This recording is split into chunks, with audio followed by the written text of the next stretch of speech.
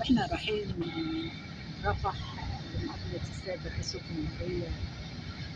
تقريبا الدنيا خلا والدنيا جميلة. سبحان الله، المصريين عايشين فيها وراضيين. سبحان الله، ربنا بيحبب كل إنسان في مكان وبلده وعيشته. واحنا بنقول للمصريين صباح الخير، تحيا مصر. احنا شفنا جمال سينا، أرض الفيروز. الناس عربياتنا اللي رايحة وعربياتنا اللي جاية، وشباب بينزلوا يغيروا جو. حاسين فعلا إن هم نزلوا أرض المعركة. هي دي مصر، شايفين الخلا والخضر.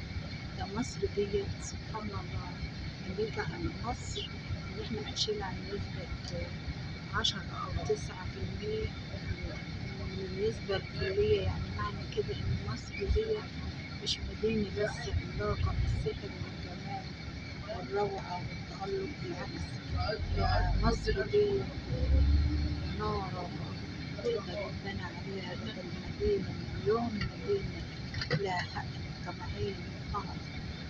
فيها من مميزات الطبيعة الخلابة والجمال والروعة، رغم إن المكان صحراء، لأن المكان فيه معالم الخير والجمال. احنا شايفين ترع عيون، الله أعلم دي ترع اسمها ايه، لأن أول مرة نيجي. المكان كله عبارة عن كهرباء وأسواق شاهقة. المكان عمود تقريبا كده حاجة زراعية في السماء. شايفين روعة المكان والجمال.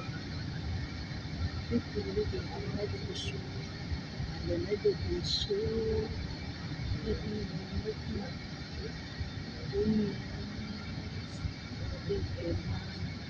حاطين مكان في المية السبيل،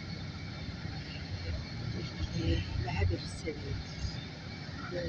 ده عبارة عن ايه؟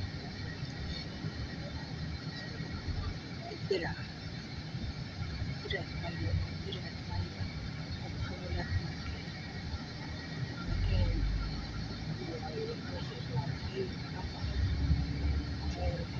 احنا البيوت يهجروا هنا ميلاقوش مقومات الحياة غير المية والأرض ورب العزة. سبحان الله، كل الكون في عمارة. سبحان الله، شكل الحياة